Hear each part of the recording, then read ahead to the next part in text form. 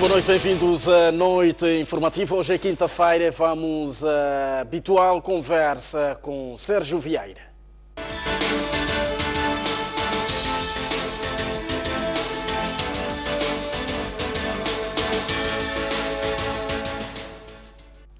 Ora bem, Sérgio Vieira, muito boa noite, bem-vindo aqui ao nosso espaço de análise. Tivemos uma semana praticamente carregada de muitos acontecimentos, entre tristes e felizes. Falo tanto da queda do muro da piscina olímpica do Zimpeto e com este episódio várias revelações em volta daquele que é o projeto de construção, daquelas que são as nossas obras de construção civil. Aliás, já estivemos em programas anteriores a debater esta fragilidade existente no mercado da construção civil. Como é que olha para esta tragédia de Zimpeto? Boa noite, Chirinza. Boa noite, senhores telespectadores. Eu tenho uma pergunta a fazer. A mim ou ao telespectador? Às entidades competentes. Ok. Quem é que faz a construção destas obras? E como é que faz? Zimpeto, um magnífico homem, o Frederico, treinador, morreu. Ou feridos, papapá. Só tínhamos um ano de garantia. Só tinha um ano de garantia. Quem foi o fiscal da obra? Quem encomendou aquela obra e porquê àquela empresa? Qual era o currículo, o cadastro daquela empresa? Eu penso que essas pessoas devem responder. Morreram pessoas, pessoas ficaram feridas e não é a primeira vez. Quantos mortos houve ali naquele prédio jato? 5. De uma empresa que estava para construir, repito, estava para construir o prolongamento da Júlio Nyerere e construiu praticamente zero. Quem a contratou? Que comissões por cima, por baixo, ao lado da mesa houve. E como é que lhe dão o prédio jato, onde houve, se não me engano, se a memória não me falha, 7 mortos? Quem era o fiscal? Quem é que verificava as condições em que estavam os trabalhadores? Caiu uma ponte. Quem era o fiscal? Quem fez a concessão dessa ponte?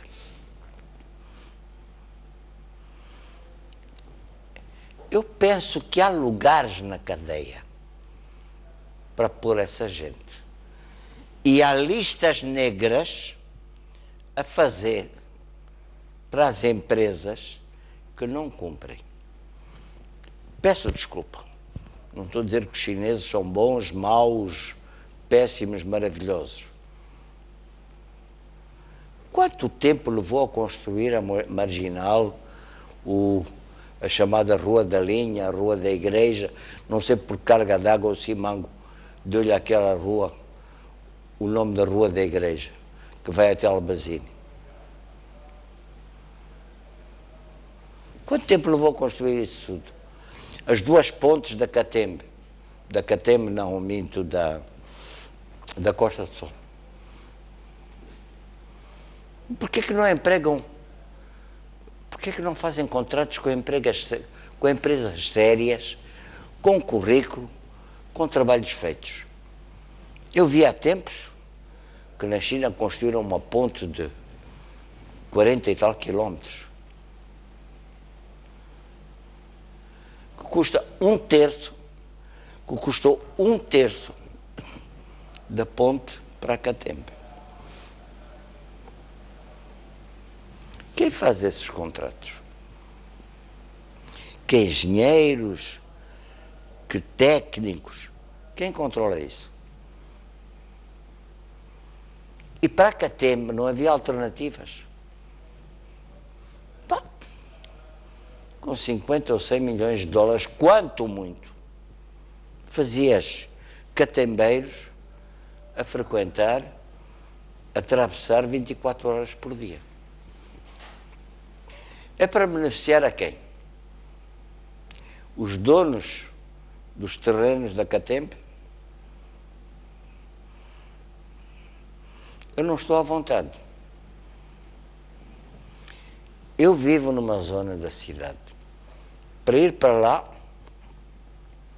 passo muitas lombas. Não há uma lomba, meia lomba assinalada com, como é que chamam aqueles sinais luminosos? Sim, sim. Refletores. Hã? Refletores. Refletores. Não há as bandas sonoras. Quem não conhece aquelas ruas, quem sobe a Dona Alice Cândido Mondelano, quem vai pela rua da linha Marraquene, a estrada antiga de Marraquene e agora Rua da Igreja, não sei quem foi que lhe deu esse nome. Porquê Rua da Igreja? De qual igreja? De qual igreja? Há uma igreja ali perto da Cândido Mondelano. E as outras igrejas não merecem respeito. Não somos um Estado laico. Qual é a lomba que está assinalada? Com bandas sonoras e aqueles sinais luminosos junto à lomba. Meia lomba? Um quarto de lomba? Um quinto de lomba? Quantos acidentes isso provoca para quem não conhece aquelas vias? Estamos ou não a provocar acidentes? Quem paga os mortos? Quem paga os feridos? Quem paga as destruições das viaturas? Noutros países o município responderia.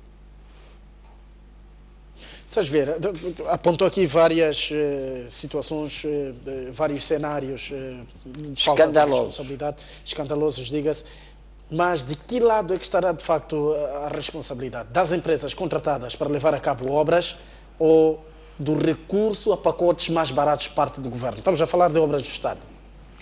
Eu digo que a responsabilidade em primeiro, segundo e terceiro lugar é de quem entrega a obra. A empresa XYZ. Essa que fez os 7 mortos, essa que estava a fazer o prolongamento a Júlio Nyerere. Se tu vais ver o currículo, o cadastro, que trabalhos fez em que parte do mundo? Nem sequer meio passeio ela fez na terra de onde vem. Nem sequer meio passeio ela fez da terra de onde vem. Agora pergunto, eu vou perguntar à empresa, quanto muito ponho essa empresa na lista negra, essa e outras similares. Essa e outras similares. Ok. Deixem empresas sérias fazer o trabalho. E que não vão pagar por baixo, ao lado, por cima da mesa, fora, dentro do país. Há lugares na cadeia para quem autoriza essas coisas. Tá.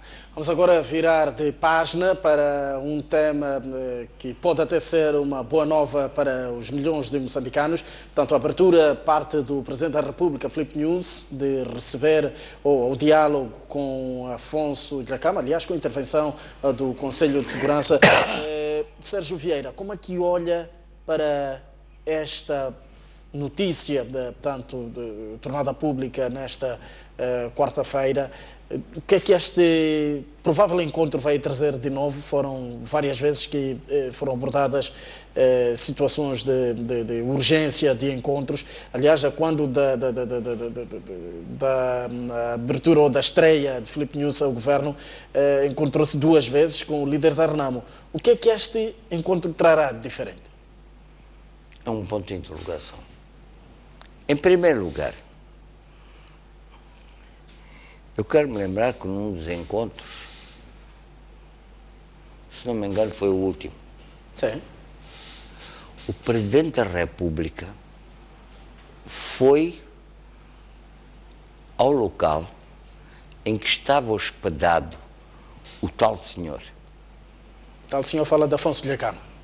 Falo desse senhor. O Presidente da República esteve à espera 20 minutos que ele chegasse.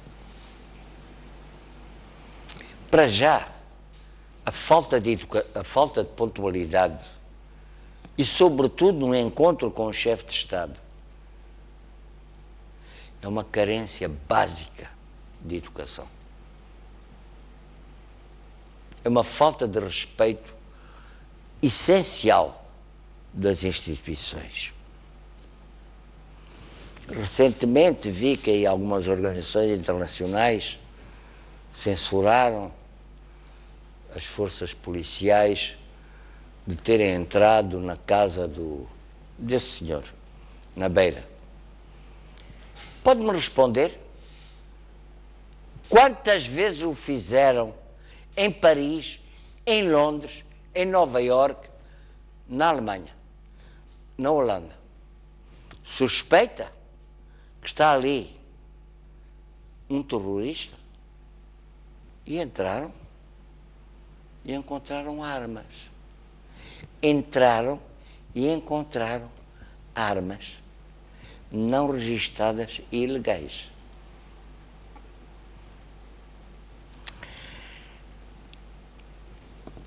O homem recebeu carros e armas novas. De quem? Quem é que lhe está a dar carros e armas novas? E porquê? E porquê esta insistência na divisão do país? Parecia uma mão externa que está... Eu quero dizer, quando há cheiro de petróleo, de gás, de carvão, de recursos naturais, há muitas mãos externas aí. Por favor, veja o que aconteceu no Afeganistão. Veja o que aconteceu no Iraque. Veja o que aconteceu na Síria. Veja o que aconteceu na Líbia. Veja o que aconteceu no Egito. Veja o que aconteceu na Somália. Veja o que está acontecendo na Nigéria. Quando assassinaram a sangue frio Gaddafi, que estava preso e ferido. Isso é um crime. Qualquer tribunal internacional, qualquer desses TPIs, condenaria a assassinar um prisioneiro ferido e capturado. Como é que foi assassinado? E quem criou o Al-Qaeda? A tua bisavó?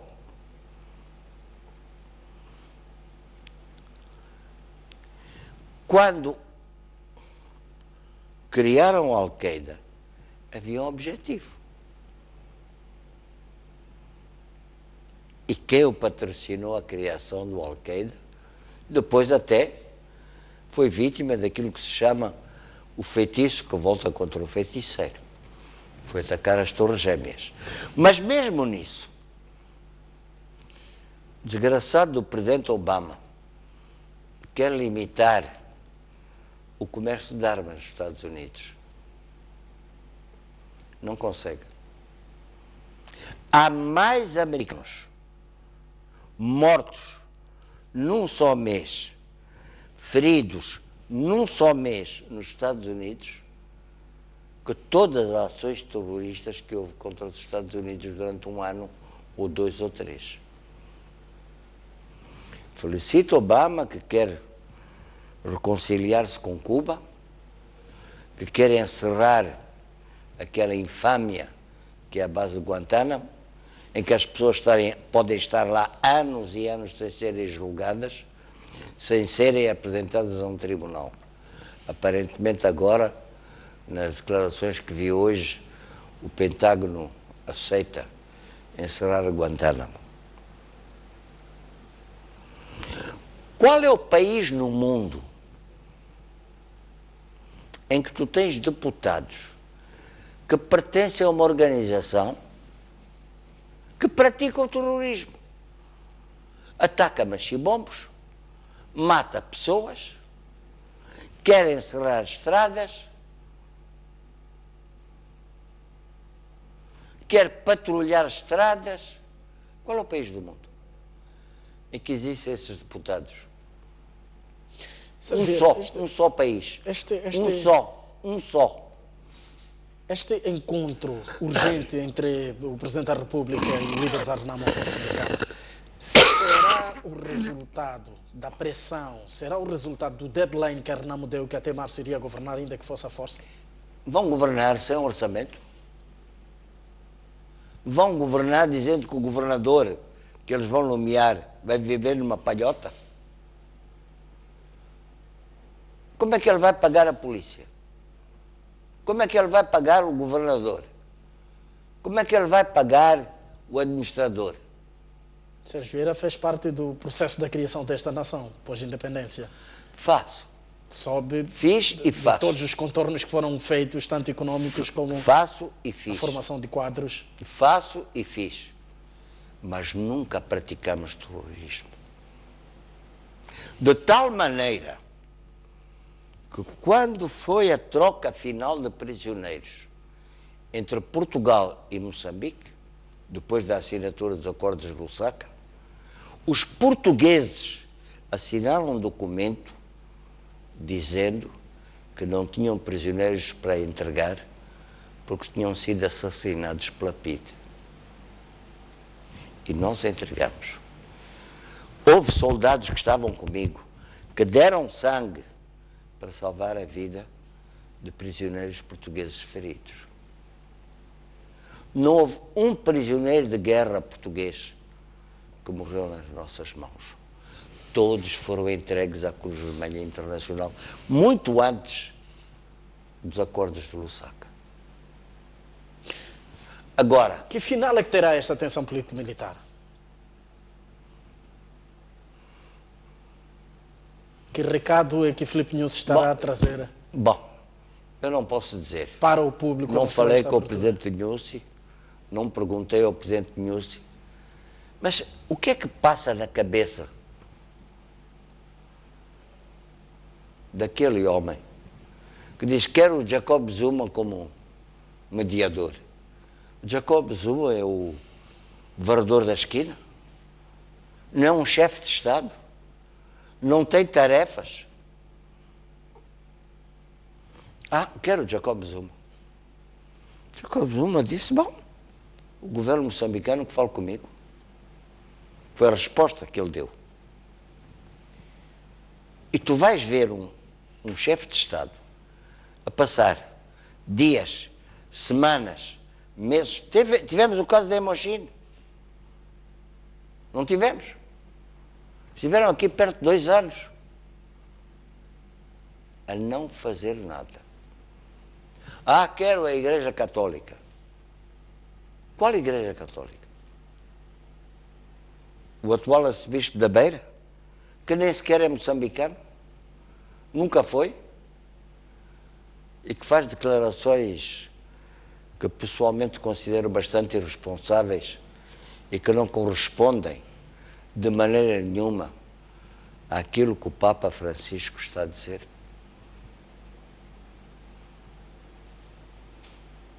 Entre apaniguados, entre amigos.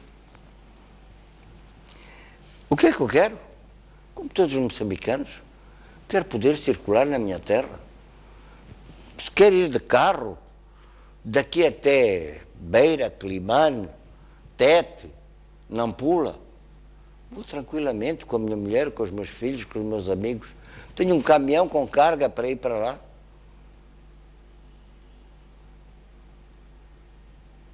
Aquele indivíduo está a tentar destruir um país. A soldo de quem? Conhecem a história dele? Ele foi uma criaturazinha, digo bem, criaturazinha, do Jorge Jardim e Orlando Cristina. Depois foi levado para a Rodésia, pelo Orlando Cristina, que era o secretário-geral da Renault. Quando cai o regime do Smith, foi para a África do Sul, onde mataram, no campo dele, o Orlando Cristina. Porquê? Não queriam os sul-africanos, da direção da inteligência militar, os Boers, não queriam outros interesses que os deles. Quantos secretários-gerais de 92 para cá já teve a Renault? Faz as contas. Ele muda de secretários-gerais como quem muda de camisa ou de piugas. E porquê? Alguma vez ouviram dizer, ou leram, ou assistiram a uma reunião em que ele apresentou relatórios e contas da organização? Nem meia vez. Eu lembro-me, quando a Ornemosa queria entregar e entregou $300 mil por mês ao Jacama, acontecia que o representante da Ornemosa, que era um antigo colega meu de universidade, Aldo Aiello, aparece na minha casa desesperado. Fui ter com o homem. Disse, bom, dê-me uma conta bancária. O quê? Conta bancária. Não, quero dinheiro. Quero dinheiro? Mas nenhum banco em Moçambique ou na África do Sul pode entregar mensalmente $300 mil. Então ele estava em minha casa e disse, olha, telefona, faleceu há pouco tempo, um homem excelente, o Boutros Ghali. E ele telefonou da minha casa para o Boutros Ghali, que depois até falou comigo. Disse, Boutros, a única solução é veres aí com os bancos americanos e mandares alguém com uma maleta. Queria dinheiro vivo. Com os $300 mil. Ok. Assim se fez. Quando chega a primeira maleta, aparece-me o Aldo Aiello em casa. Diz, não sabes o que aconteceu. O que é que aconteceu, Aldo? Ele abriu a maleta a contar nota por nota. A contar nota por nota.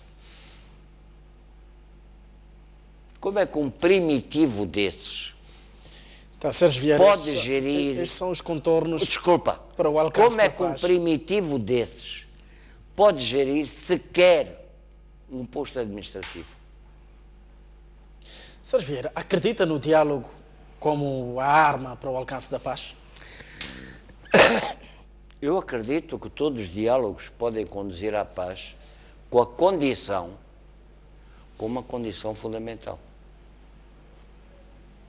É que as partes estejam interessadas no diálogo. Acredita que a próxima série de diálogo entre Afonso Dhlakama e o Presidente da República vai produzir resultados?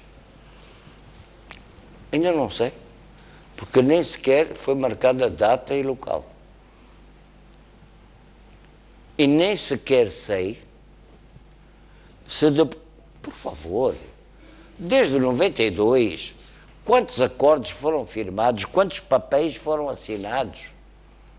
Sim, mas a Renault quantos homens ele entregou? Quantos homens ele entregou? Estava assinado no Acordo de Roma. Foi assinado com o Presidente Chissano. Foi assinado com o Presidente Guebuza. Foi assinado com o Presidente Nyusi. Quantos homens ele entregou?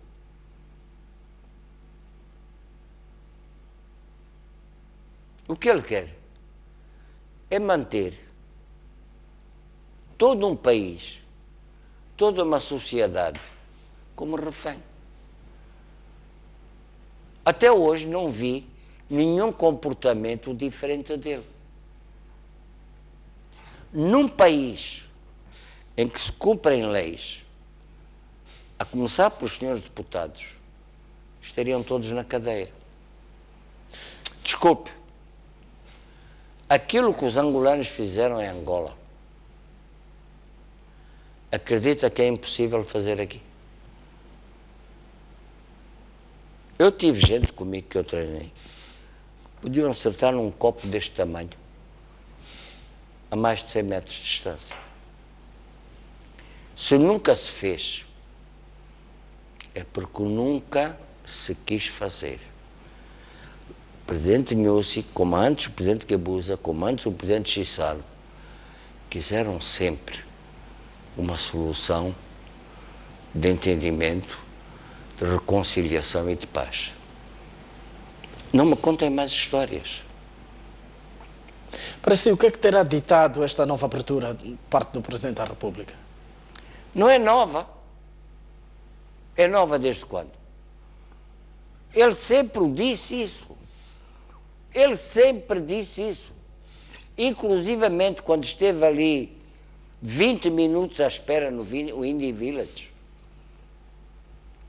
Ele sempre disse isso, não é uma coisa nova. Sim, mas já não é nova abertura nenhuma. Não é nova, é constante. E não é só dele.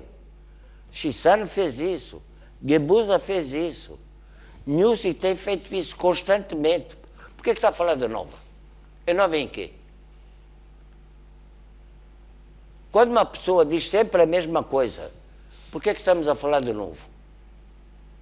Uma coisa é dizer, outra coisa é um passo acertado. E qual é o passo? Estou pronto. Diga data, hora, local.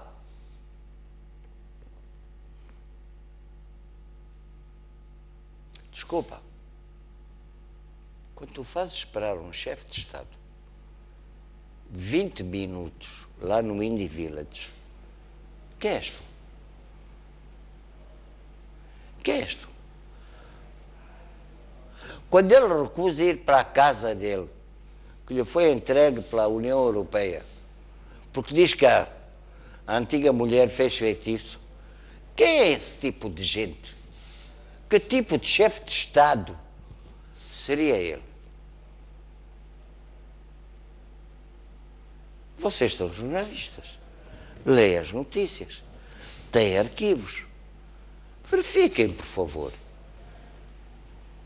Verifiquem, estudem os dossiês.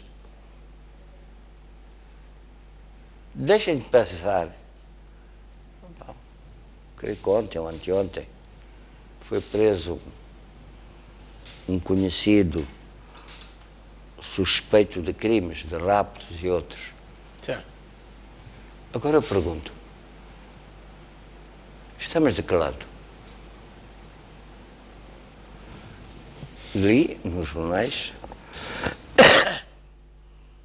que um grupo de patifes, não sei quais são, entraram na casa do Sheikh Aminuddin, torturaram o Sheikh Aminuddin, a mulher e isso tudo. É este o país que queremos. E por que atacar o Sheikh Aminuddin? Que é um homem de respeito e que toda a gente respeita neste país. Há uma comentadora da televisão que também foi agredida. Foi invadida e agredida, não faz muito tempo, foi a semana passada ou algo similar. Apresentadora, é colega nossa. Pronto. E eu vou dizer, qual é o diálogo com esses patifes? Podemos ter paciência e tentar corrigi-los. Mas não podemos acreditar que um gato do mato se torna um cavalheiro. E não podemos acreditar que, se não foram tomadas medidas mais sérias, é por incompetência ou incapacidade. É por vontade de ressalvar o diálogo e a reconciliação. Sérgio Vieira, muito obrigado pela sua presença nos nossos estúdios. Quinta-feira estaremos de volta para mais um espaço de análise dos temas que dominam a semana e queríamos um Sérgio Vieira um bocado mais otimista, principalmente neste encontro entre o Presidente da República Eu não sou pessimista. E o líder da Renamo. Eu não sou pessimista. Eu acredito na boa vontade do Presidente Nyusi. E não é só do Presidente Nyusi. Agora, nunca vi aquele malandreco mostrar boa vontade. Ele só faz discursos de ameaças. Conhecem discursos dele de paz e reconciliação? De vontade de resolver problemas? De não atacar o machibombo, em que vão desgraçados passageiros? De não atacar um caminhão de transporte?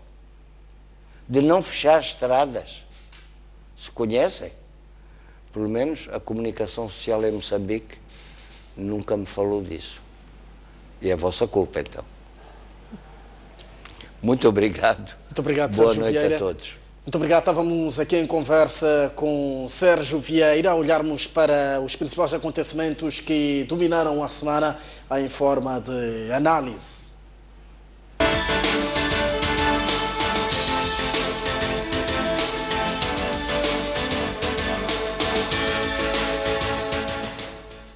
Ora bem, as notícias no Noite Informativa voltam a fluir. Dentro de instantes vamos a uma curta pausa e voltamos já a seguir.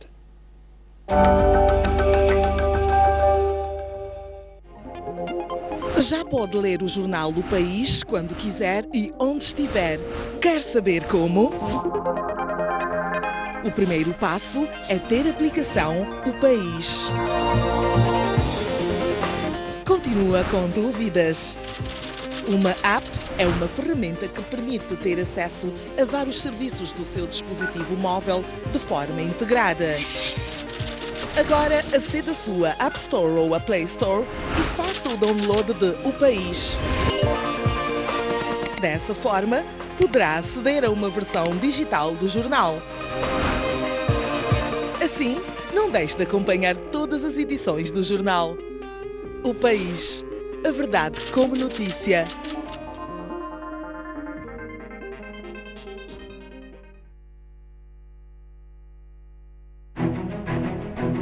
Mais um baú. Recordações, momentos épicos, momentos marcantes, grandes vitórias, campeões. Como é que o futebol começou na sua vida e o que é que foi o futebol? Eram todas equipas bem estruturadas com um futebol de se tirar o chapéu. A gente jogava aqui na Baixa, saía da Baixa. Era obrigado a fazer o jogo dos palmaninhos. Antigos jogadores, paraquedistas, árbitros, pugilistas, médicos. O primeiro envolvimento direto foi como médico da seleção que foi aos Jogos Olímpicos, Moscovo, 1980. Hoje já temos a capacidade de fazer diagnósticos e cirurgias artroscópicas. O paraquedismo começa quando eu via militares da Força Aérea saltar. A dobragem de paraquedas é uma coisa fundamental. Uma campeã nasce ou faz-se? Um talento tem que nascer, mas também não basta só nascer, tem que se fazer para ser campeão.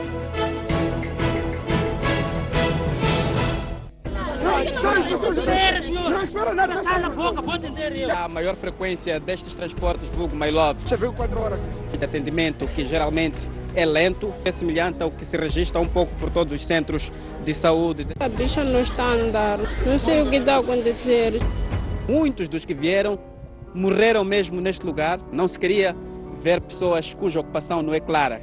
E são elas que vieram parar aqui. Tudo o que nos rodeia mexe conosco. Trazer opiniões diversas de um assunto que mexe com todos permite-nos trazer mais equilíbrio nas nossas matérias. No grande plano.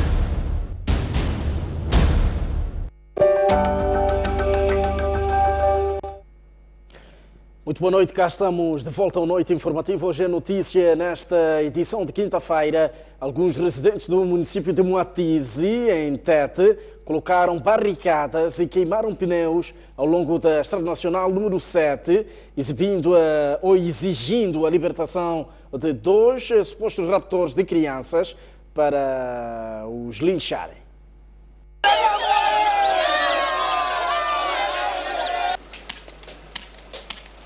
Foi necessário chamar a força de intervenção rápida e, como podemos ouvir, disparos de balas de borracha para dispersar os manifestantes que vieram cortar a circulação de viaturas ao longo da Estrada Nacional número 7, colocando barricadas, queimando pneus ao longo de toda a via, em toda a vila de Moatize. E, portanto, foi preciso que a polícia se reforçasse para, portanto, impedir que a população aqui da Vila do Moatize pudesse, portanto, impedir a vida e a circulação normal de viaturas ao longo desta estrada.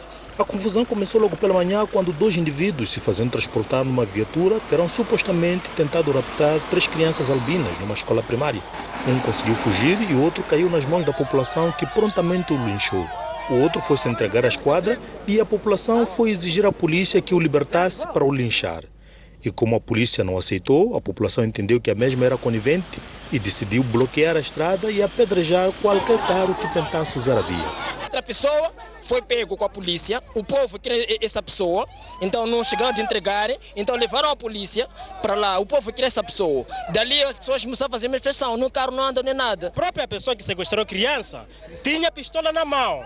É o motivo que as pessoas estão a percorrer o caso na polícia, dizer que vocês é que estão a sequestrar as crianças. Isso aí. Se o governo pegar essas pessoas, as pessoas não ficam presas. Pouco tempo a pessoa pede caução e o governo aceita, pouco tempo a pessoa está fora. Agora, este tipo de caso devia haver, o governo devia mudar um bocado, né? O governo tem que ver o que está a acontecer. Nós queremos justiça, menos essa coisa de rápido. O governo não está a trabalhar nada, não está a fazer nada. Desceram de blindado de pessoas como tinham fugido, deixaram as bancas sozinhas. Os polícias chegaram, tinham deixado o telefone, a população tinha deixado o telefone, eles chegaram, recolheram o telefone e carteiras. Isso praticamente já mostra que eles mesmos é que são esses raptores. A polícia foi obrigada a disparar gás lacrimogéneo e balas de borracha para dispersar os manifestantes e repor a transitabilidade. Circular de viatura em Moatize ao longo da Estrada Nacional número 7 era perigoso ao longo da tarde desta quinta-feira. Os residentes dizem que exigem da polícia que lhes entregue os supostos malfeitores para que possam fazer justiça pelas próprias mãos. Francisco Mandate, Pedro Amba, de Moatize para a STV. Afinal, o cidadão linchado é agente da polícia que estava em Moatize, precisamente a investigar a possibilidade de rapto de crianças albinas, segundo informação avançada pelo Comando Provincial. A pessoa que foi linchada é um agente da polícia, o nosso homem, ao qual nós confiamos uma missão para ir fazer um reconhecimento na zona.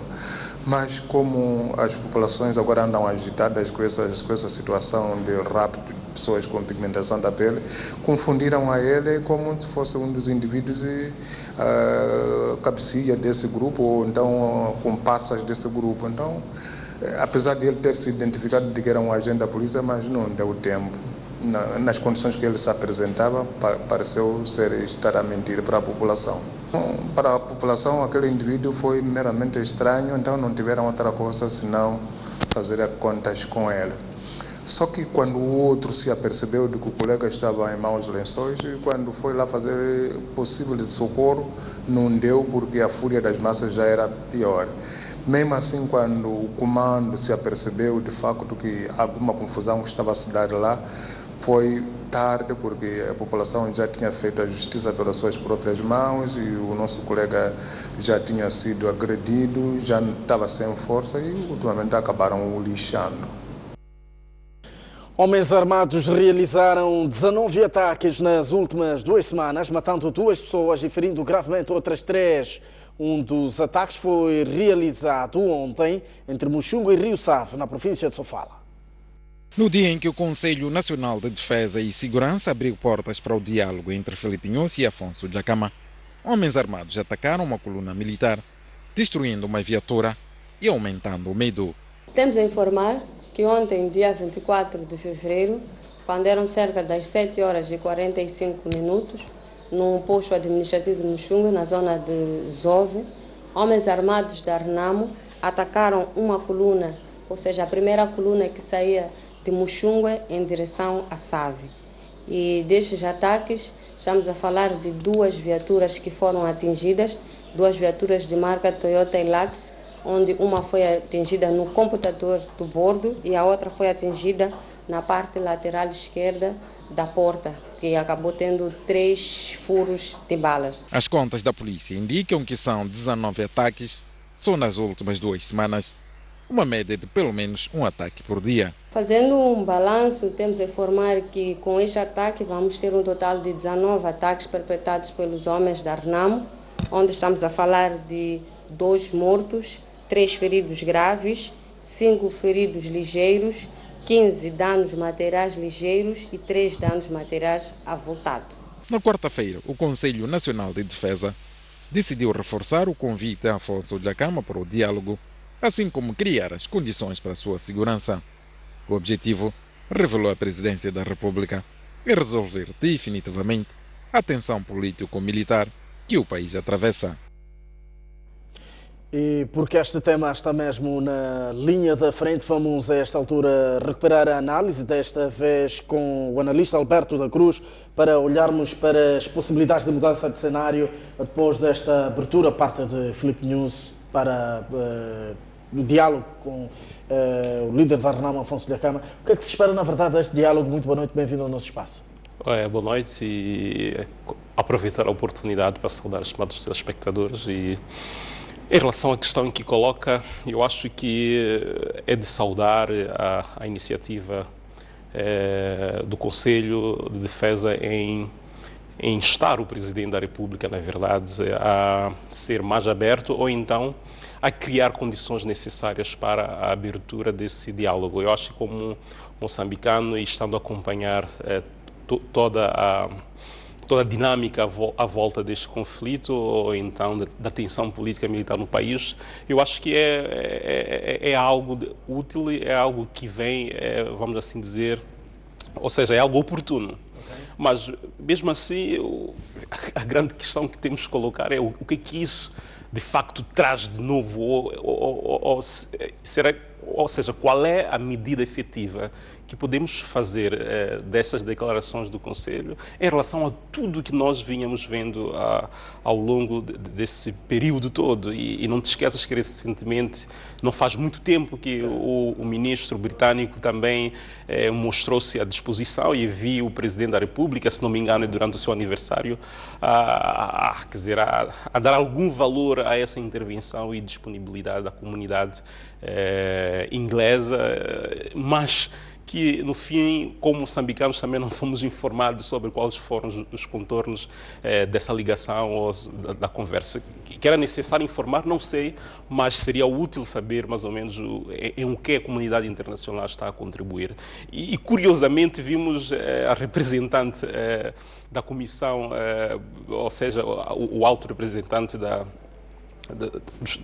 Inglaterra, sim, a dizer que é necessário que os países sejam abertos para pedir ajuda. Então, no meu entender, há aqui algum ruído. Se de facto a Inglaterra abriu-se para falar com o Afonso Dhlakama, o que teria acontecido para que depois tivéssemos esse discurso? Esse discurso, para mim, parece mostrar que, de certa forma, não houve continuidade daquilo que era o apoio da Inglaterra na tentativa de criação de condições para o diálogo entre Afonso Dhlakama e o Presidente Nunes. Então, por aí, eu acho que é algo a analisar, para depois vermos até que ponto essa ou essa tendência, ou então a ação do Conselho em instar o Presidente a conversar com o Nunes. Que, no meu entender, eu acho que seria muito mais motivador e animadora a notícia se de facto tivéssemos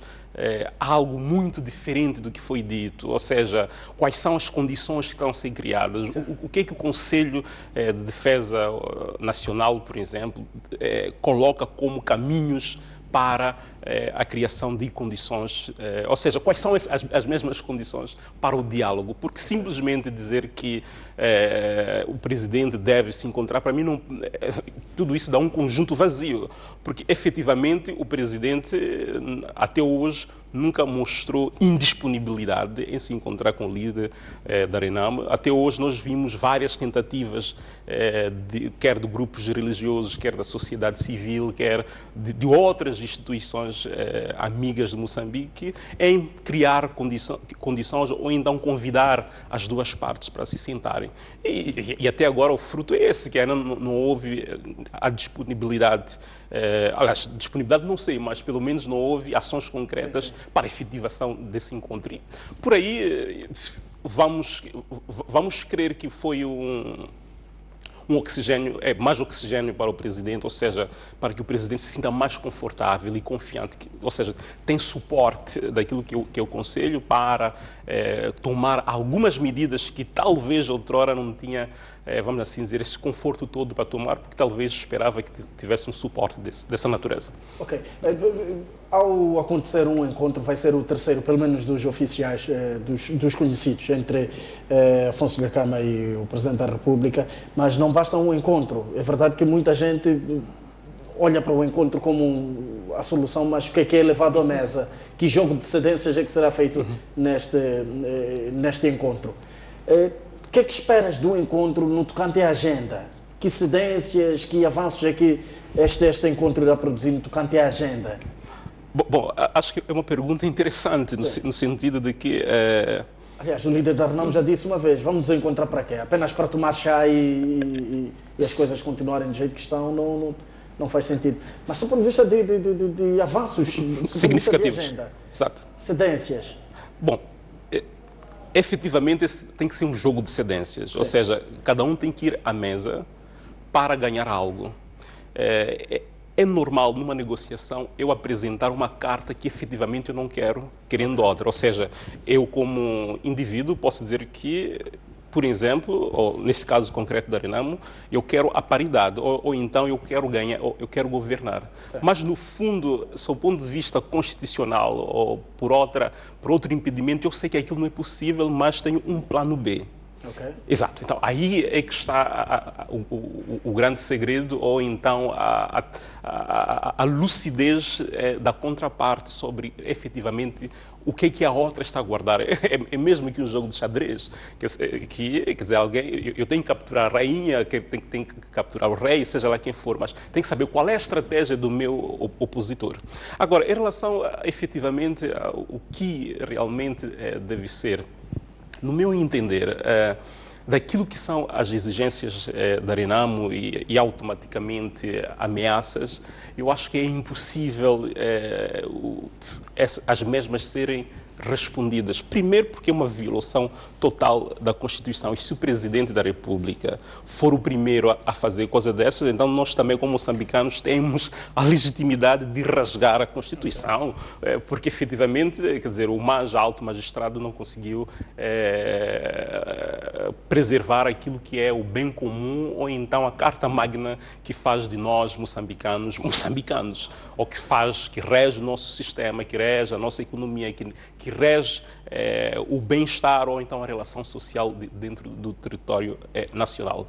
No meu ver, da parte da Renamo em particular, eu acho que deve haver uma análise mais profunda sobre aquilo que são as exigências e se efetivamente há possibilidade de se realizar. Ou seja, é um cálculo probabilístico. Okay. Qual é a possibilidade do Presidente da República? Ou então, porque se falamos do Presidente da República, não podemos imaginar que estamos a falar de um só indivíduo, estamos a falar de uma máquina partidária que efetivamente ela tem um controle daquilo que é o Estado, tem um controle também daquilo que é o Presidente da República. Aliás, um dos membros do partido já disse, o Filipe Nyusi Frelimo não é nada, é um cidadão comum. E isso eu acho que não deve constituir vergonha para o partido, não deve constituir vergonha para o próprio presidente, porque efetivamente qualquer presidente da República ele é feito por uma máquina partidária, quer dizer, Obama foi feito uma máquina partidária, então não acho, porque há uma tentativa de tentar fazer disso um discurso diabólico. Eu não acho diabólico, é um discurso lúcido. E sendo um discurso lúcido, devemos o aceitar tal como ele é. Então, eu acho que aí também a Renamo tem que avaliar qual é a tendência também do partido, dos membros, pelo menos os mais atuantes ou os que efetivamente têm alguma influência interna. Então, por aí vai avaliar se efetivamente o que está a pedir faz ou não faz sentido. E se eu fosse efetivamente um conselheiro do Afonso Dhlakama, eu acho que Afonso Dhlakama está a perder uma grande oportunidade de negociar aquilo que efetivamente é o ponto fulcral dessa discussão. Porque se notarmos, desde a realização das primeiras eleições, há uma normalização do processo eleitoral, ou seja, os processos eleitorais são realizados com uma certa regularidade. Isso, durante muito tempo, Moçambique foi exemplo de uma, vamos assim dizer, de um sistema político bem sucedido pós-conflitos eleitorais ou pós-guerra civil. Então, mas, no entanto, as mesmas eleições sempre foram fontes de conflitos. Ou seja, são eleições que, de um lado, institucionalizam as eleições como um meio de resolução de conflitos de poder, ou seja, eu quero ganhar poder, ou seja, eu quero estar no poder, tu queres estar no poder, então a única forma da gente resolver a nossa contenda é através das eleições. E durante muito tempo a gente viu isso acontecer, mas ao mesmo tempo que isso acontecia, por outro lado, sempre houve uma contestação por parte da Renamo em relação aos resultados eleitorais. Mas por que essa contestação ela acontece? Penso que é o ponto mais importante nessa história, no meu entender, é mesmo a questão da falta de confiança naquilo que são os órgãos de governação eleitoral. Não havendo confiança nesses órgãos, automaticamente tudo quanto é produto ou então resultado deste órgão é por natureza duvidoso. Então, eu acho que é por aí que a Renamo não consegue se conciliar com o sistema democrático. Quer dizer, tem outras questões ligadas à dinâmica interna do partido Renamo que efetivamente não consegue, quer dizer, está mais numa rota de, vamos assim dizer, não estou a tentar ser muito mau com a Renamo, mas é uma rota muito mais militar e radical, menos para um partido político. Mas, no entanto, voltando à questão da confiança nas instituições de governação eleitoral, a Renamo não tem confiança, e não tendo confiança é todo esse discurso. E se está recordado, pouco depois da assinatura dos acordos que põem fim aos... Exato. O presidente Afonso Dhlakama trouxe um discurso muito confortável para nós como moçambicanos, que efetivamente... Ele retomou o convívio. Exatamente. E mostrou claramente que ele tinha uma certa confiança nessas instituições, uma vez que havia uma paridade. Mas que logo de seguida não houve, vamos assim dizer, a continuação do discurso, ou seja, mudou radicalmente. E a gente pergunta, quer dizer, o que é que teria acontecido de errado durante esse período? Olha, alegou fraude, tudo bem, alegou fraude, mas qual é a base com que alega a fraude? Quer dizer, não houve, pelo menos daquilo que eu acompanhei, evidências que efetivamente os resultados atuais seriam contrários. Ou seja, que houve um ambiente meio cinzento, quer dizer, todos nós, ninguém que é ingênuo, houve, mas não sei se era capaz de alterar os atuais resultados. Então, aí a Renamo não conseguiu provar como sociedade civil, mas provar como partido político que efetivamente houve fraude. Agora, que o discurso foi em torno disso, isso é verdade, mas efetivamente qual é a prova de que no cenário A, B e C houve fraude? Quer dizer, a boa parte do discurso foi desapareceram editais, não desapareceram editais. Ora, se há aquilo que é paridade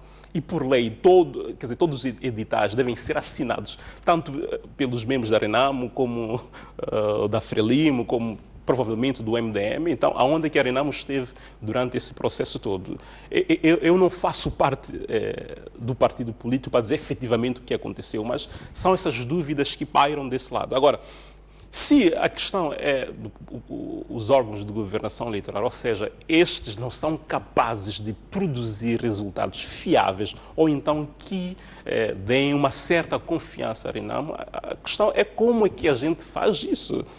Porque já fomos num estado de paridade, quer dizer, acima da paridade do que há. Olhando para aquilo que é os sistemas eleitorais no mundo e também, mais particularmente, em África, posso dar exemplo da Nigéria, na América posso dar exemplo do Brasil. Eu acho que o que falta efetivamente seria talvez a introdução de um sistema de votação eletrónico. Não sei se efetivamente isso vai provocar uma confiança, mas é a única, vamos assim dizer, no meu entender, é o próximo estágio.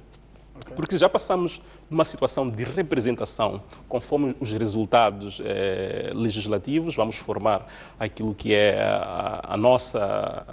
os nossos órgãos de governação eleitoral, e depois passamos numa situação, quer dizer, se é uma das leis que sofreu várias alterações, que é para, vamos assim dizer, dar voz ou então cobrir aquilo que é, ou refletir efetivamente aquilo que é o discurso da Renamo, é o pacote eleitoral, de uma forma geral. Então, por aí, eu acho que podíamos fazer mais um exercício. E olhando para trás, já não resta muita coisa. Então, se é questão dos órgãos de governação eleitoral, eu acho que todos os esforços agora para a Renamo, pelo menos para garantir que os resultados das próximas eleições sejam realmente representativos ou então reflete aquilo que é o resultado do jogo democrático, eu acho que pode entrar uma discussão daquilo que é o pacote eleitoral em si. E uma das coisas que eu acho que pode se exigir ou então pode colocar na mesa como uma pré-condição para, vamos assim dizer, assinar um novo acordo ou terminar, pode ser a discussão da questão do pacote eleitoral, ser pacote eleitoral e também como é que a gente, por exemplo, ou seja, qual é o fim último dos resultados? É simplesmente para a eleição, nesse caso, resultados das eleições, é simplesmente a eleição do Presidente da República, simplesmente, falo mais das eleições gerais, simplesmente os deputados da Assembleia da República e os órgãos provinciais, ou seja, os deputados provinciais e tudo mais, ok, tudo bem. Agora, se, por exemplo, temos que introduzir no pacote eleitoral uma situação em que o governador, por exemplo, da província, ele passa a ser eleito e não nomeado, então, eu acho que esse aqui é o jogo, porque a Renamo não pode querer ganhar, ou seja, olhar para essas eleições como o fim do sistema democrático ou o fim da própria Renamo. Eu acho que a Renamo, quer dizer, é uma instituição, e como instituição é, nesse caso, um partido político que deve funcionar independentemente da existência de Afonso Dhlakama ou não. Ou seja, ela tem que criar condições que daqui em diante, ou seja, a curto, médio e longo prazo, esse partido possa sobressair, ou seja, ter uma expressão significativa, diferente, por exemplo, dos resultados eleitorais de 2009, em que a Renamo foi reduzida à irrelevância política. Eu acho que aí está, talvez, a solução por parte da Renamo, ou seja, criar um debate sério com o governo, de tal forma que possa minimizar aquilo que são, vamos assim dizer, os caminhos de fuga para a questão da fraude eleitoral, garantindo que as próximas eleições sejam cada vez mais transparentes e, acima de tudo, representativas, porque a questão da representatividade não diz respeito apenas aos partidos políticos, ou seja, eu ganho, o partido A ganha a questão Y e o partido B ganha a questão H. Eu acho que esse não é o fim último da democracia, é que haja uma democracia mais representativa.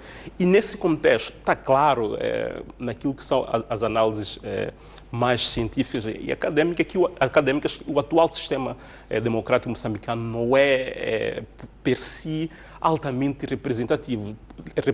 Porque, por exemplo, se tens um caso em que a zona centro, de grosso modo, ela vota no partido A, e, ao mesmo tempo, o partido A não tem nenhum meio de governar o mesmo. Então, a questão que a gente coloca é aonde é que fica a vontade desse conjunto eleitoral? Então, provavelmente tem que haver alguns arranjos. E podemos olhar podemos olhar para mais questões dentro do próprio sistema eleitoral, como é a forma como os deputados são eleitos. Atualmente, em sistema de listas fechadas, que para nós, como eleitores, o deputado aparece como um presente de Papai Natal, ou seja, não sabemos de onde é que veio, como é que veio, simplesmente está lá. Quer dizer, um dia destes nos surpreendemos com o nosso próprio vizinho, que efetivamente nós votamos dele. Eu queria que revisitássemos algumas etapas, principalmente no seio da Renamo. O líder da Renamo surgiu ano passado em um périplo, aliás, alegava que estava a dar formação aos futuros dirigentes da Renamo, aliás, futuros dirigentes do país, neste caso, dos pontos em que a Renamo venceu. A seguir, a Renamo avança com uma data, com um prazo, aliás, não data, que até em março a Renamo vai governar. À porta deste mês, a Renamo decide flanquear as principais artérias do país, a Estrada Nacional número 1, Estrada Nacional número 6 e 7 e alguns outros pontos de importância. Hoje, surge este posicionamento por parte do Conselho de Defesa e Segurança, marcar este encontro, aliás, a aconselhar este encontro entre o Presidente da República e o líder da Renamo. Olhando para estas peças, estes encaixes destas peças todas, destes episódios todos, haverá aqui alguma relação ou é mera coincidência? Bom, costuma dizer-se que em política nada é por acaso, quer dizer... Obviamente que o presidente Inhosse tem aquilo que é a consciência do seu, como o seu opositor age e do que é realmente capaz, e principalmente no ambiente em que o conflito voltou quer dizer, voltou nas ruas, e é o que nós vemos através das escoltas ao longo da Estrada Nacional número 1. Quer dizer, às vezes a questão do conceito, ela pode nos trair um pouco, porque quando a gente fala de conflito político, quer dizer, a consequência maior do conflito é aquilo que podemos chamar de barramento do investimento, quer direto estrangeiro, quer nacional. Porque é uma matemática simples. Se tu és dono de um banco, o dinheiro é teu. A pergunta que a gente coloca é se tu vais investir numa zona de risco. Ninguém faz isso. Quer dizer, por mais bilionário que a pessoa seja, não vai colocar o seu dinheiro num lugar de risco. Essa é a premissa, porque talvez a gente não consiga contabilizar o que é conflito militar. Mas aqui o mais importante é que não há paz, é a ausência de paz. Exatamente. Dos termos, dos conceitos. O facto é este, não há paz, a ausência de paz. Provavelmente... Não há circulação livre, as pessoas não... Provavelmente o conceito, ele nos ajuda a entender a gravidade da situação. Okay. Porque se a gente só ficar no conflito, eu acho que não estamos ainda a entender, porque se não há... É um exemplo claro e rápido, se não há investimento, não há criação de postos de trabalho. Se não há criação de postos de trabalho, há decréscimo, ou seja, não há uma renda familiar. Quer dizer, são consequências, quer dizer, uma bola de neve. Mas podemos deixar do lado. Eu acho que Dhlakama está a fazer aquilo que é a sua política. Ou seja, nesse momento Dhlakama está a fazer política e Filipe Inhosse está numa camisa de força. Não há outra expressão tão clara quanto essa. O que estou a dizer se olhar para aquilo que é o cenário, ou para o nosso sistema político, que é, por sinal, democrático, nas eleições, quem ganhou, em linguagem muito mais simples, foi o presidente Inhosse, ou seja, o dever de cumprir com aquilo que foi, por exemplo, muito mais do que eu ia dizer, com o dever de cumprir aquilo que são, ou seja, de ir de acordo com as expectativas do povo, é ele. Ou seja, criar um ambiente de paz, criar mais empregos, gerir o bem público da forma que cria uma condição em que há um bem social muito mais alargado na base e por aí fora. Todos nós exigimos isso do presidente. É por essa razão que no ano passado fez-se uma avaliação que, em termos, vamos assim dizer, macros, quer dizer, não se viu muito o trabalho do Presidente da República. Ou seja, só essa avaliação já é um ganho para a oposição, porque a oposição está a fazer o seu trabalho. E o trabalho da oposição é inviabilizar aquilo que é o governo do dia, mostrar a sua incapacidade para que ela seja a próxima eleita. Agora, podemos discutir, sim, os meios. Será que esse meio da Renamo, o meio da guerra, ele é o mais aprovado? Ninguém aprovaria, quer dizer, se não tens nenhum interesse individual, não aprovarias. E no meu entender, a Renamo está a fazer aquilo que é a política que lhe cabe fazer, ou seja, o forte da Renamo que é hoje em dia. Nós vimos todo o processo da construção desse partido, que não foi para além de um grupo militar, que reformou e agora desreformou, não sei se podemos usar esse termo. E por via disso, as armas ainda vão ser um grande meio de trade-off para o caso da Renamo, ou seja, ainda vai usar como um meio para a intimidação, ainda vai usar um meio para exigência ou para exigir do governo do dia aquilo que são os seus, quer dizer, aquilo que o partido pretende. E por lado do governo, não sobra nada, quer dizer, sobra a negociação, sobra reduzir no máximo aquilo que são os danos. E de forma resumida, quer dizer, efetivamente, a decisão do governo pode estar ligado àquilo que foi a ameaça aquilo que foi a declaração do Afonso Dhlakama. Cada um pode entender como quiser a ameaça, ou seja lá como for, mas, ao mesmo tempo, podemos dizer que não. Quer dizer, já estamos num clima de instabilidade e o presidente, a qualquer momento, pode se pronunciar. Ou seja, esse pronunciamento podia ter vindo 3 semanas antes e, por coincidência, quer dizer, o Conselho de Defesa tem, quer dizer, a sua reunião, ou seja, o seu encontro, ele é feito com uma certa regularidade, ou seja, tem um calendário fixado. Provavelmente calhou neste período próximo, mas, ao mesmo tempo, pode ter sido uma questão de oportunidade. Agora, o presidente Inhoussi também não é ingênuo e sabe, efetivamente, que a Renamo não tem capacidade, como estrutura, de governar. Tem capacidade de desestabilizar. E tenho visto alguma onda, ou então um pensar de que essa desestabilização pode ser curta por várias razões, quer pelo contexto político, econômico internacional e por aí fora. É mais pura mentira. Quer dizer, a Renamo pode levar a desestabilização até o período que quiser. Nós vimos a guerra de 16 anos. A guerra de 16 anos ela não foi resolvida porque a Renamo perdeu, nem foi resolvida porque o governo ganhou. Foi resolvida porque ambas as partes estavam desgastadas. Eu acho que qualquer guerra desgasta. Eu acho que a Renamo ainda tem poder ou capacidade de desestabilizar o país durante o período que quiser. Agora, é sonhar demais pensar que vai governar. Governar um país, primeiro, é que deve ser reconhecido a um nível internacional, que há um governo estabelecido. E para ser reconhecido tem que ver o que a Constituição diz. Efetivamente, a Constituição abre esse espaço para uma tomada de força no país. Quer dizer, vai ser esse debate. Quer dizer, a gestão da coisa pública vai governar o que é efetivamente. Não está claro naquilo que é a declaração. E mais do que estar claro, quer dizer, para a gente governar tem que ter uma estrutura. Quer dizer, a governação não é uma coisa tão simples assim. Quem está lá dia a dia sabe do que realmente se fala. Tá.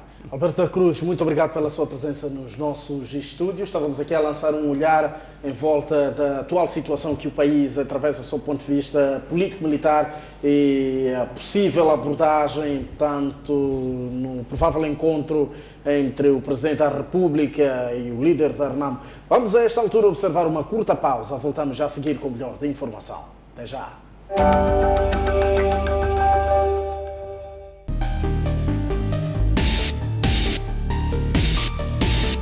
Abel, falamos a partir de Nampula, boa noite.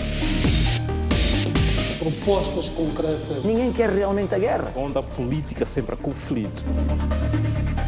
É preciso debater para o bem do próprio país. Como resolver isto? Porque é um problema que nós todos estamos a passar. Mantermos a paz neste país.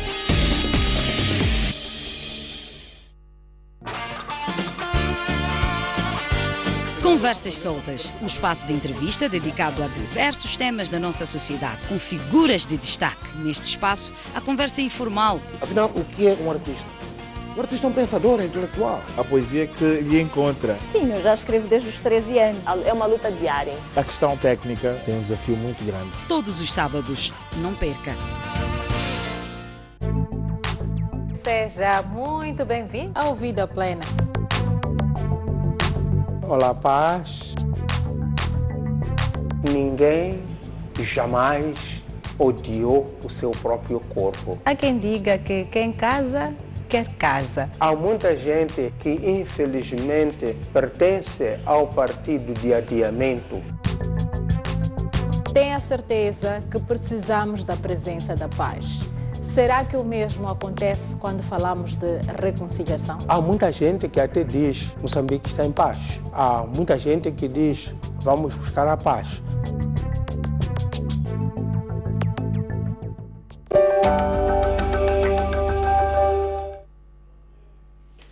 Ora bem, muito boa noite. Uma vez mais estamos de volta, noite informativa. Vamos a esta altura ver ou acompanhar as declarações do vice-ministro do Interior numa visita realizada à província de Inhambane. Em finais do ano passado, a comandante provincial da PRM em Inhambane, Dora Manchate, mostrou-se agastada com a passagem massiva no posto de fiscalização do SAVE de imigrantes ilegais que usam Moçambique como rota para chegar à África do Sul. Apanhei aqueles 33 somalianos, mas passaram. Nós perguntamos, como que vocês passaram? Que não houve registro.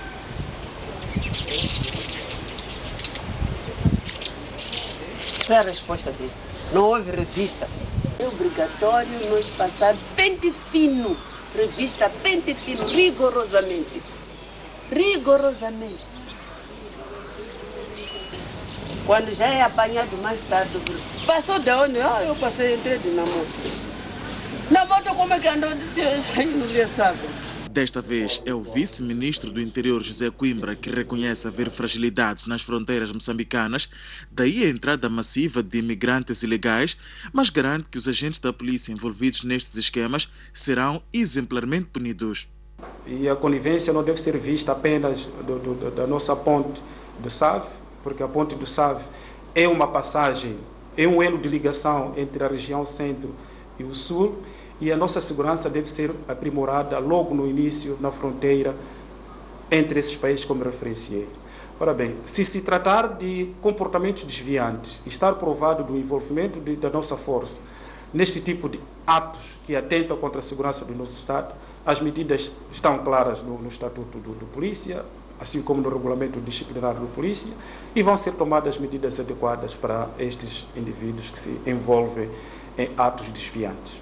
Refira-se que só no ano passado, a polícia em Inhambane encontrou mais de 150 imigrantes ilegais com destaque para malauianos que se faziam transportar em autocarros de transporte de passageiros e que usavam o país como rota para a vizinha África do Sul. O Tribunal de Berbeton, na África do Sul, adiou o julgamento dos 2 moçambicanos que atravessaram ilegalmente a fronteira com mais de 7 milhões de dólares em dezembro passado.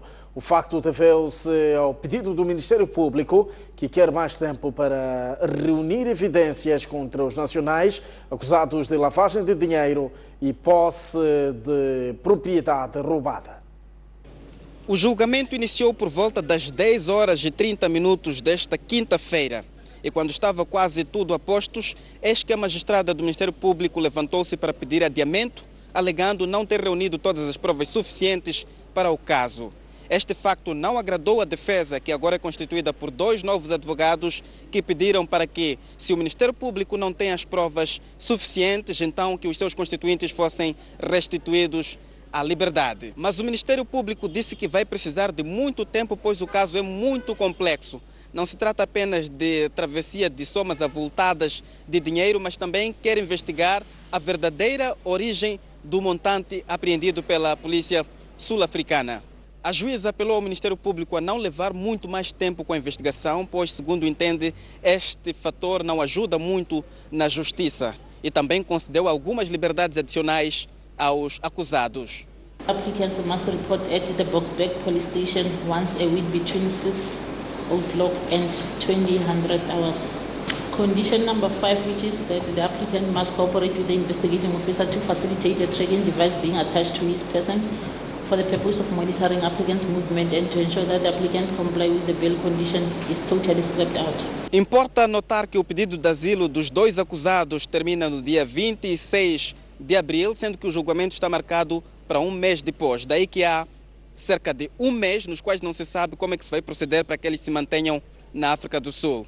As imagens são de Gaspar Xirinda, Cleófas Viagem, de Berbaton, para a STV. A União Europeia diz que é preciso haver confiança entre os moçambicanos para assegurar a estabilidade e ultrapassar a tensão política que se vive no país.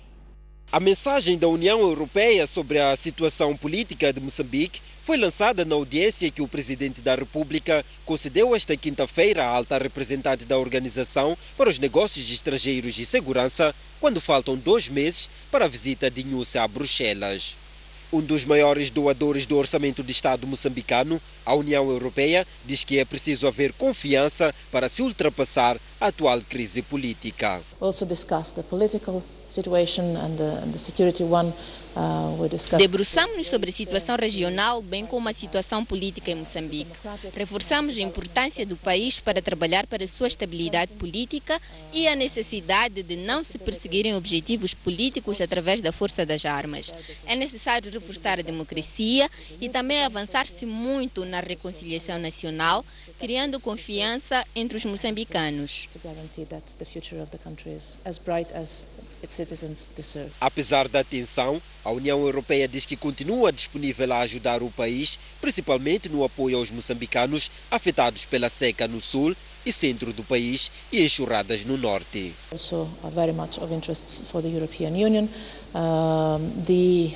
A União Europeia está disponível a trabalhar com Moçambique como um bom parceiro e isso vai continuar.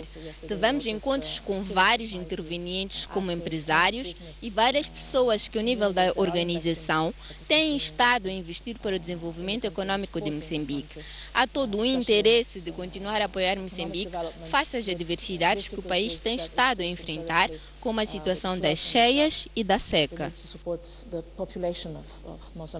A visita de Filipe Nyusi à sede da União Europeia em Bruxelas está agendada para os dias 21 e 22 de abril. As cheias e a seca que afetam neste momento o país poderão ter um impacto negativo nas previsões de crescimento econômico fixados para este ano. O governo já começa a ver os 7%, portanto, de crescimento do PIB previstos como um grande desafio. Foi o ministro dos Negócios Estrangeiros e Cooperação, Oldemiro Baloi, quem fez soar o alarme durante o encontro com representantes da diplomacia estrangeira acreditados no país. Depois das previsões iniciais do ano passado terem falhado, a meta para 2016 já começa a ser vista como um desafio. O governo perspectiva para este ano uma taxa de crescimento de 7%. Nós temos de reconhecer, nesta altura do ano, que face aos desastres naturais que afetam o país, esta taxa poderá transformar-se num grande desafio. Para além da questão econômica e social, o encontro realizado, grande parte à porta fechada, abordou de tudo um pouco, com destaque para a situação político-militar. No final, o porta-voz do encontro garantiu que os parceiros saíram satisfeitos com a resposta dada pelo governo sobre as soluções em perspectiva. A tónica da intervenção do ministro foi no sentido de que reiterar a vontade do governo de abertura ao diálogo e que a única solução, de facto, para a solução da situação político-militar é o diálogo. Como devem estar a acompanhar, há decisões que já foram tomadas pelo governo neste sentido e é em função disso que as coisas se vão passar. Refira-se que este foi o primeiro encontro entre o Ministério dos Negócios Estrangeiros e Cooperação com a diplomacia internacional acreditada no país no presente ano. O Instituto Nacional de Gestão de Calamidades precisa de mais de 4.000 toneladas de comida para assistir a mais de 160.000 vítimas da seca na região sul do país. O INGC diz ainda que serão abertos furos de água, priorizando as províncias de Maputo e Gaza. Na sequência da campanha lançada pelo governo de angariação de apoio para as vítimas da seca em Maputo, Gaza e Inhambane, o Instituto Nacional de Gestão de Calamidades reuniu-se nesta quarta-feira com diversos parceiros para informar que precisa de mais de 4.000 toneladas de alimentos e de dinheiro para a abertura de furos de água nas zonas mais críticas. Em termos de quantidades de cereais, estamos a falar de cerca de 4.000 toneladas de cereais que estão a ser necessitadas neste momento. E em termos de feijão, estamos a falar de cerca de 676 mil quilos que o governo está a necessitar para assistir às comunidades afetadas neste momento. Em termos de fontes de água, foram contabilizadas as comunidades que estão a ser fustigadas neste momento por falta de água, ou escassez de água. Estão a ser priorizadas as províncias de Gaza e Maputo. Até o momento, o Instituto Nacional de Gestão de Calamidades presta apoio a mais de 160.000 pessoas, mas a organização prevê que este número possa duplicar até o fim do semestre. Até o mês de fevereiro tínhamos uma projeção de 166 mil, mas dado o cenário que está-se a verificar, que continua ainda a escassear a precipitação, portanto a projeção dos números tende a aumentar e esperamos atingir, ou os números projetados tendem a alcançar cerca de 375 mil pessoas em situação de insegurança alimentar. O Instituto Nacional de Gestão de Calamidades assegura que o cenário atual está dentro do previsto no plano de contingência e que a campanha de pedido de apoio vai continuar dentro do país. Centenas de pessoas lotaram o espaço da piscina Raimundo Franice para o velório do selecionador de natação Frederico dos Santos. Momento de muita emoção caracterizou a cerimónia, seguida por familiares e amigos. É tempo de ser esperança, é tempo de comunicar. Lágrimas de dor e emoção caracterizaram o último adeus ao Mr. Fred, ex-treinador dos Tubarões e selecionador nacional de natação, que foi hoje a enterrar em Maputo. Membros do governo, políticos, desportistas, familiares e amigos lotaram por completo o espaço da piscina Raimundo Franice, local onde Frederico dos Santos lapidou vários talentos. Numa cerimónia carregada de emoção, houve espaço para várias mensagens ao treinador. Frederico dos Santos, o Mr. Fred, como era carinhosamente conhecido, desaparece fisicamente, mas fica eternamente nos corações de muitos desportistas que sabem e reconhecem a devoção e a trajetória desportiva e humana deste grande homem que temos hoje a dolorosa e espinhosa tarefa de dizer o último adeus. Eu creio que pelas pessoas aqui que vieram, de todas as modalidades, mostra claramente que o Fred, como costumávamos chamar, não só era da natação, mas era do desporto moçambicano. Perdemos um grande homem, mas temos que olhar para frente e dar seguimento àquilo que foi o trabalho para podermos dignificar ele. Aos atletas e companheiros de jornada, custa ainda acreditar que não terão mais os ensinamentos do treinador. A dizer que o Fred era um grande amigo meu. Russo, treinador do Ferroviário de Maputo, não esconde a emoção ao falar de Frederico dos Santos e promete dar seguimento ao seu legado. Nós trabalhávamos juntos, como vocês todos sabem, mesmo nas seleções nacionais, estávamos a trabalhar juntos neste último ano da época. E nós vamos dar continuidade àquilo que o Fred deixou eu conheço tudo, nós tratávamos tudo juntos. Eu penso que nós vamos dar continuidade àquilo que o Fred nos deixou. Mas o nosso treinador era um homem impecável, era um homem persistente, nunca desistiu de nós e não há obrigado maior que o que temos de dar a ele. Criou atletas que, se ele ainda cá estivesse, viria nos Jogos Olímpicos. Criou atletas de nível mundial, criou atletas a nível moçambicano, conseguiram ir às seleções a partir dos seus 13 anos ou menos de idade. Então, para o coach Fred, como última homenagem, o nosso muito obrigado.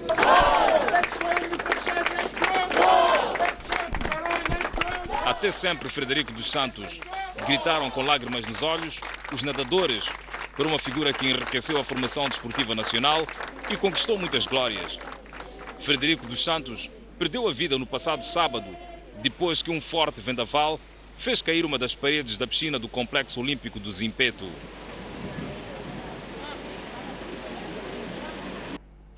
O país produz menos em relação do que precisa para consumo. Os níveis de importação rondam aos 6,6 bilhões de dólares e as exportações até 1,4 bilhões. O governador do Banco de Moçambique, Ernesto Gove, diz que Moçambique tem déficit de cerca de 5 bilhões da balança comercial. A ideia é que os participantes saiam do encontro munidos de conhecimentos sobre a governação participativa. Aliás, tema este que merecerá destaque no Observatório Internacional de Democracia Participativa, evento que vai juntar 1.500 representantes, membros da organização e que está aprazado para maio próximo na cidade da Matola.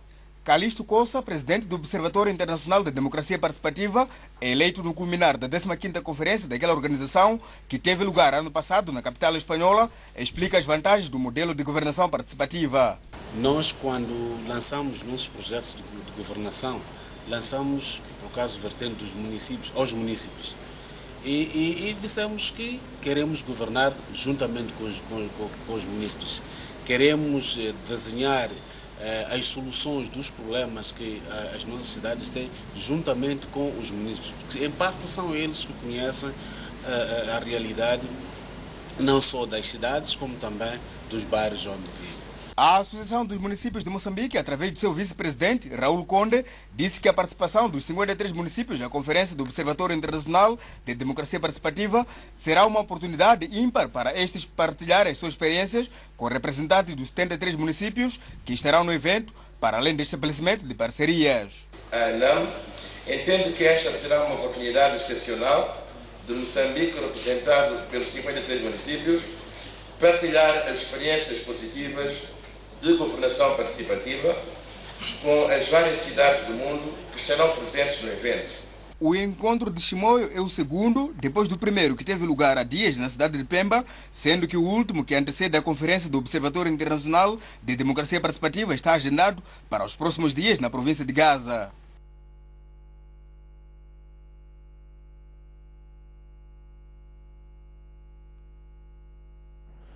O telespectador atento notou a mudança de matérias, é que acabou de acompanhar, dá conta de que a cidade de Chimoio foi o palco esta quinta-feira de um encontro que juntou representantes de 19 municípios, portanto, da zona centro do país. Agora sim, vamos acompanhar a notícia que dá conta de que o país produz menos em relação do que precisa para consumo.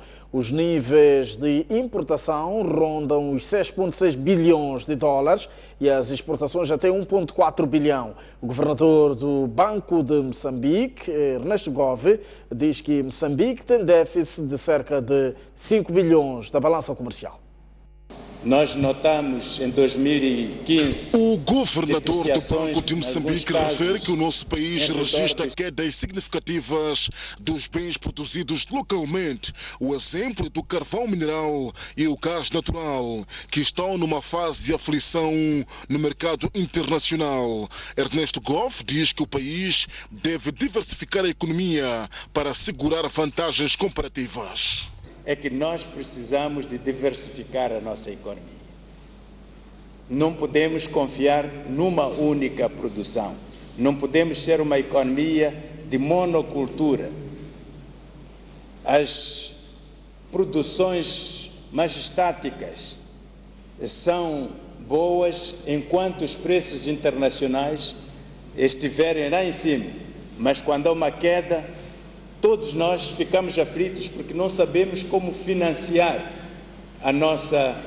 o nosso consumo, como financiar a nossa vida no dia a dia. Gov diz que a agricultura é um dos setores que pode salvar a economia moçambicana. Nós precisamos anualmente de consumir só de arroz cerca de 600 mil toneladas e estamos a produzir cerca de 450 mil toneladas. Quer dizer que ainda não fechamos o gap que existe. Para fecharmos este gap, nós precisamos de importar. E numa situação de carências de divisas, pelas razões mencionadas, é de facto uma oportunidade para nós concentrarmos-nos na agricultura e dizer, olha, o que é necessário para o déficit ser suprido. O governador do Banco Central falava esta quinta-feira em Mucuba a grupos de agentes econômicos, acadêmicos e estudantes. Saímos a esta altura para uma curta pausa. Voltamos dentro de instantes com o melhor da informação. Até já.